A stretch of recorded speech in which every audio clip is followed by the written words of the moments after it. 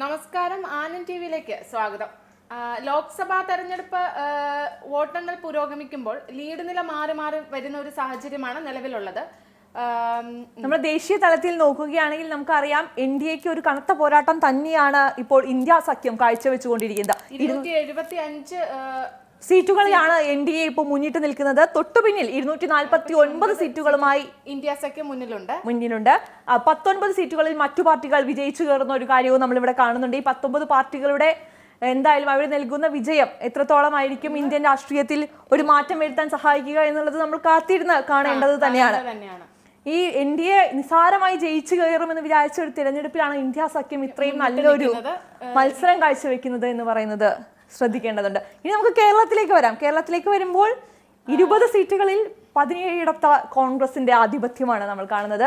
തിരുവനന്തപുരത്തേക്ക് നോക്കുകയാണെങ്കിൽ തിരുവനന്തപുരത്ത് ആദ്യം മുന്നിട്ട് നിന്നത് ശശി തരൂർ ആയിരുന്നു. എന്നാൽ അത് മലർത്തിയടിച്ചുകൊണ്ട് രാജീവ് ചന്ദ്രശേഖർ കയറി വരുന്ന ഒരു സാഹചര്യം ഉണ്ടായി. പക്ഷെ എന്നാൽ ഇപ്പോൾ രാജീവ് ചന്ദ്രശേഖരന്റെ വോട്ട് നില ഇടിയുന്ന ഒരു സാഹചര്യമുണ്ട്. കാരണം കോൺഗ്രസിന്റെ ശക്തി കേന്ദ്രങ്ങളിലെ വോട്ടെണ്ണലാണ് ഇപ്പോൾ നടന്നുകൊണ്ടിരിക്കുന്നത്. നെയ്യാറ്റിൻകര അടക്കമുള്ള കോൺഗ്രസിന്റെ ശക്തി കേന്ദ്രങ്ങളാണ് അവിടെ വോട്ടെണ്ണുമ്പോൾ ഈ BJPക്ക് ഉണ്ടായിരുന്ന ലീഡ് കുറയുന്ന സാഹചര്യമാണ് നിലവിലുള്ളത്. ഇനി നമ്മൾ ആറ്റിങ്ങൽ നോക്കിക്കഴിഞ്ഞാൽ ആറ്റിങ്ങലിൽ UDFന്റെ തേരോട്ടം തന്നെയാണ് കാണുന്നത്. പക്ഷേ 200-300 വോട്ടുകളുടെ ഭൂരിപക്ഷത്തിന് മാത്രമാണ് UDF ഇപ്പോൾ മുന്നിൽ നിൽക്കുന്നത്. വി ജോയ് തൊട്ടു പിന്നിൽ തന്നെയുണ്ട്. അടുത്ത മണ്ഡലം കൊല്ലമാണ്.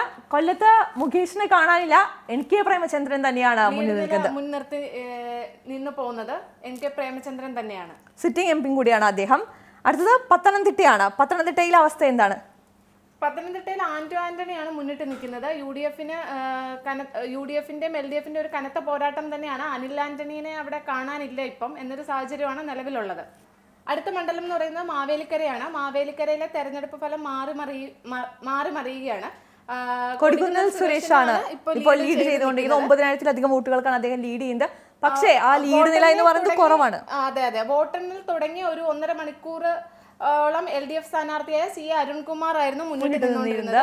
പക്ഷേ ഈ 9,000 വോട്ട് എന്ന് പറയുന്നത് കൊടിക്കുന്നിലെ സംബന്ധിച്ച് ചെറുതാണ്. കാരണം അതിലും വലിയ ലീഡിൽ ജയിക്കേണ്ട സ്ഥാനാർത്ഥിയാണ്. അതുകൊണ്ട് നമുക്ക് ഇനിയും അവിടെ എണ്ണാൻ ബൂത്തുകളുണ്ട്. അതെ, പുതുമുഖമാണ് C. അരുൺകുമാർ. അപ്പം കൊടിക്കുന്നിലിന് തന്നെ ആയിരിക്കാം ലീഡ് നില ഇനിയും ഉയർത്താൻ പറ്റുമോ എന്നത് നമുക്ക് കാത്തിരുന്ന് കാണേണ്ട ഒരു കാര്യം തന്നെയാണ്. അടുത്തത് നമ്മൾ ആലപ്പുഴ ജില്ലയിലേക്ക് പോവുകയാണെങ്കിൽ ആലപ്പുഴ ലോക്സഭാ മണ്ഡലത്തില് KC വേണുഗോപാലാണ് മുന്നിട്ട് നിൽക്കുന്നത്. AM ആരിഫാണ് CPMന്റെ കനലൊരുത്തടിയായി അവിടെ ഉണ്ടായിരുന്നു. പക്ഷേ ഇപ്പൊ അദ്ദേഹത്തെ കാണാനില്ല. KC വേണുഗോപാലിന്റെ വ്യക്തമായ ഒരു ഭൂരിപക്ഷം. ആദ്യം ശോഭാ സുരേന്ദ്രൻ മുന്നിട്ട് വന്നിരുന്നു. ഇപ്പോ ലീഡ് ചെയ്ത് നിൽക്കുന്നത് KC വേണുഗോപാൽ തന്നെയാണ്. അടുത്തത് കോട്ടയമാണ്. കോട്ടയത്ത് തോമസ് ചാഴിക്കാടനെ പിന്തള്ളിക്കൊണ്ട് ഫ്രാൻസിസ് ജോർജ് മുന്നേറുന്ന ഒരു നല്ല കാഴ്ചയാണ് കാണാൻ സാധിക്കുന്നത്. പിന്നെ മണ്ഡലം എന്ന് പറയുന്നത് ഇടുക്കിയാണ്. ഇടുക്കിയിലെ ഡീൻ കുര്യാക്കോസ് ആണ് ലീഡ് ചെയ്ത് വ്യക്തമായ ഭൂരിപക്ഷത്തിൽ മുന്നോട്ട് പോയിക്കൊണ്ടിരിക്കുന്ന ഒരാളാണ് ഡീൻ കുര്യാക്കോസ് എന്ന് പറയുന്നത്. ഇല്ല, ഒരിക്കലും ഡീൻ കുര്യാക്കോസ് തന്നെയാണ് ഇടുക്കിയിൽ പേര് കേൾക്കുന്നത്. അടുത്തത് എറണാകുളത്ത് ഹൈബി ഈഡൻ തന്നെയാണ് UDFന്റെ മുന്നിട്ട് നിൽക്കുന്നത്. ഹൈബി ഈഡൻ തന്നെയാണ് തുടക്കം മുതൽ തന്നെ. വേറൊരു പേരും അവിടെ കേട്ടിട്ടില്ല. ചാലക്കുടി മണ്ഡലമാണ്. ചാലക്കുടി മണ്ഡലത്തില് ബെന്നി ബെഹനാനാണ് ലീഡ് ചെയ്ത് നിൽക്കുന്നത്. അത് തന്നെയായിരുന്നു ആദ്യം മുതൽ വന്നിരുന്നതും. അവിടെ വിജയാഘോഷങ്ങളൊക്കെ തുടങ്ങിയ തരത്തിലുള്ള വാർത്തകൾ വരെ വന്നു തുടങ്ങി. കാരണം പ്രൊഫസർ C. രവീന്ദ്രനാഥിന് അദ്ദേഹത്തിന്റെ അടുത്ത് പോലും എത്താൻ പറ്റാത്ത ഒരു സാഹചര്യമാണ് ചാലക്കുടിയിലുള്ളത്. അടുത്തത് തൃശ്ശൂരിലേക്ക് പോയി കഴിഞ്ഞാൽ സുരേഷ് ഗോപി എടുത്തു തന്നെയാണ്. അതെ, സുരേഷ് ഗോപി തൃശ്ശൂർ എടുത്തു എന്നുള്ളൊരു നിലയിലാണ്. അതെ, അവസരം കൊടുത്തു തൃശ്ശൂരുകാരെന്ന് നമുക്ക് പറയാം. അതുകൊണ്ട് തന്നെ സുരേഷ് ഗോപിക്ക് 1,00,000-ലധികം ഭൂരിപക്ഷത്തിൽ സുരേഷ് ഗോപി മുന്നേറിക്കൊണ്ടിരിക്കുകയാണ് തൃശ്ശൂര്. K. മുരളീധരനെയോ മറ്റ് സ്ഥാനാർത്ഥികളെ ആരെയും കാണാൻ സാധിക്കാത്ത ഒരവസ്ഥയാണ് അവിടെ ഉള്ളത്. അടുത്ത മണ്ഡലം എന്ന് പറയുന്നത് ആലത്തൂരാണ്. ആലത്തൂര് ലീഡ് നിർത്തുന്നത് K. രാധാകൃഷ്ണൻ തന്നെയാണ്. LDFന് ആകമൊത്തം പ്രതീക്ഷയുള്ള ഒരു മണ്ഡലമായി ആലത്തൂർ മാറുകയാണ്. ഇപ്രാവശ്യത്തെ കനലൊരുത്തരി ആലത്തൂരായിരിക്കാം. അവിടുത്തെ സിറ്റിംഗ് MP ആയിരുന്ന രമ്യ ഹരിദാസ് പിന്നിലാണെന്ന വാർത്തയാണ് പുറത്തു വന്നുകൊണ്ടിരിക്കുന്നത്. അടുത്ത മണ്ഡലം പാലക്കാടാണ്. പാലക്കാട് VK ശ്രീകണ്ഠൻ തന്നെയാണ് ലീഡ് നില ഉയർത്തി നിൽക്കുന്നത്. ഒരു ഘട്ടത്തിൽ വിജയരാഘവൻ അല്പം മുന്നിലേക്ക് വന്നിരുന്നുവെങ്കിലും പിന്നീട് അദ്ദേഹം പിന്നിലേക്ക് പോകുന്ന ഒരു കാഴ്ചയാണ് പാലക്കാട് നിന്ന് വരുന്നത്.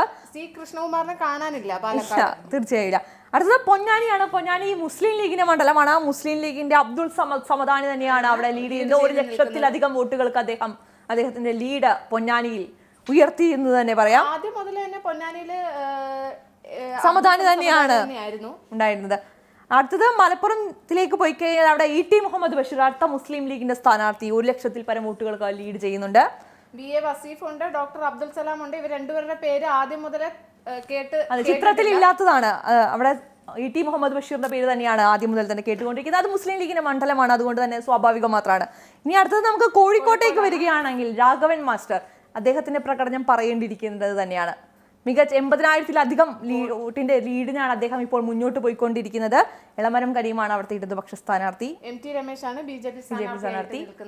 അതൊരു മുതിർന്ന ഇത്രയും വലിയൊരു ഇടതുപക്ഷ സ്ഥാനാർത്ഥി ഉണ്ടായിട്ട് പോലും അത് MK രാഘവന്റെ ലീഡ് നിലയെ ഒരു തരി പോലും ബാധിച്ചില്ല എന്നതാണ് ഏറ്റവും വലിയ കാര്യം. ഇനി വയനാട്ടിലേക്ക് പോകാം. അടുത്ത മണ്ഡലം എന്ന് പറയുന്നത് വയനാടാണ്. വയനാട് രാഹുൽ ഗാന്ധി തന്നെയാണ് മുന്നിട്ട് നിൽക്കുന്നത്. ആദ്യം മുതലേ തന്നെ കേട്ട ആ പേര് തന്നെയാണ്. 2 ലക്ഷത്തിൽ പരം വോട്ടിന്റെ ലീഡിലാണ് അദ്ദേഹം ഇപ്പോൾ മുന്നിട്ട് നിൽക്കുന്നത്. വയനാട്ടിൽ മറ്റൊരു പേര് ഉയർന്നു കേൾക്കാനുള്ള സാധ്യതകൾ വളരെയധികം കുറവ് തന്നെയാണ്. അതുപോലെ തന്നെ റായ്ബറേലിയിലും രാഹുൽ ഗാന്ധി തന്നെയാണ് മുന്നിട്ട് നിൽക്കുന്നത്. അപ്പോൾ 2 ഇടത്ത് രാഹുൽ ഗാന്ധി വിജയിക്കാൻ പോകുന്ന ഒരു അവസരമാണ് ഉള്ളത്. അടുത്തത് ഇനി വടകരയാണ്. വടകര നമ്മളെല്ലാവരും ഉറ്റുനോക്കിയ മത്സരമാണ്. എന്നാൽ ഷാഫി പറമ്പിൽ ഒറ്റയ്ക്ക് അത് എടുത്തുകൊണ്ട് പോയ സാഹചര്യമാണ്. ഇപ്പൊ ആഘോഷം തുടങ്ങി, ലഡു വിതരണം ഒക്കെ തുടങ്ങി.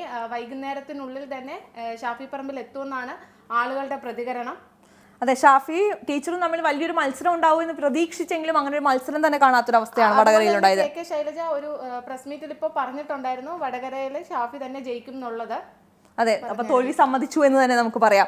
അടുത്ത മണ്ഡലം എന്ന് പറയുന്നത് കണ്ണൂരാണ്. കണ്ണൂര് K സുധാകരനാണ് ഇപ്പം ലീഡ് ചെയ്ത് മുന്നിട്ട് നിൽക്കുന്നത്. അവിടുത്തെ സിറ്റിംഗ് MP കൂടിയാണ് അദ്ദേഹം. കോൺഗ്രസിന്റെ അധ്യക്ഷനാണ്. MV ജയരാജൻ എന്ന ശക്തനായ ഇടതുപക്ഷത്തിന്റെ സ്ഥാനാർത്ഥിക്ക് ഒരു പിക്ചറിന്റെ ഒരു ഭാഗത്ത് പോലും വരാൻ പറ്റാത്ത രീതിയിൽ K സുധാകരൻ ലീഡ് ചെയ്യുന്ന ഒരു അവസ്ഥ തന്നെയാണ് കണ്ണൂരിലുള്ളത്. ഇനി കാസർഗോഡേക്ക് പോവാം. കാസർഗോഡ് രാജ്മോഹൻ ഉണ്ണിത്താനാണ് മുന്നിട്ട് നിൽക്കുന്നത്. അദ്ദേഹം അവിടുത്തെ സിറ്റിംഗ് MP ആണ്. ഓപ്പോസിറ്റ് ഉള്ളത് MV ബാലകൃഷ്ണനാണ്. പക്ഷേ MV ബാലകൃഷ്ണന് കാര്യമായി ഒന്നും തന്നെ കാസർഗോഡ് ചെയ്യാനില്ലാത്ത ഒരു സാഹചര്യമാണ്. രാജ്മോഹൻ ഉണ്ണിത്താൻ തന്നെയാണ് ആദ്യം മുതൽ തന്നെ അവിടെ ലീഡ് ചെയ്തുകൊണ്ടിരിക്കുന്നത് എന്ന് നമുക്ക് പറയാം.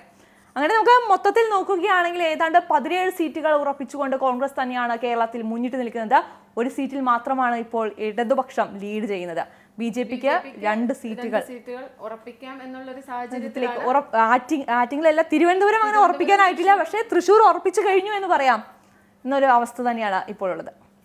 എന്തായാലും പല മണ്ഡലങ്ങളിലും ഇപ്പൊ ആഹ്ലാദ പ്രകടനങ്ങളൊക്കെ തുടങ്ങിക്കഴിഞ്ഞു. വിജയാഘോഷങ്ങളൊക്കെ തുടങ്ങി. തൃശ്ശൂരിലടക്കം രീതിയിലും പല വ്യത്യസ്ത രീതികളിലാണ് ഓരോ ജില്ലകളിലും വിജയാഘോഷങ്ങൾ നടക്കുന്നത്. എന്തായാലും ഓരോ നിമിഷവും ലീഡ് നില മാറിക്കൊണ്ടേയിരിക്കുകയാണ്. ഇപ്പോഴും 4-5 മണ്ഡലങ്ങളിൽ മത്സരം കനത്ത് തന്നെയാണ് മുന്നോട്ട് പോയിക്കൊണ്ടിരിക്കുന്നത്. വിജയം ഉറപ്പിക്കാനായിട്ടില്ല എന്ന് നമുക്ക് പറയേണ്ട മണ്ഡലങ്ങളുമുണ്ട്. എന്തായാലും അതിന്റെ കൂടുതൽ അപ്ഡേഷൻസ് നമുക്ക് കാണാം വൈകാതെ തന്നെ.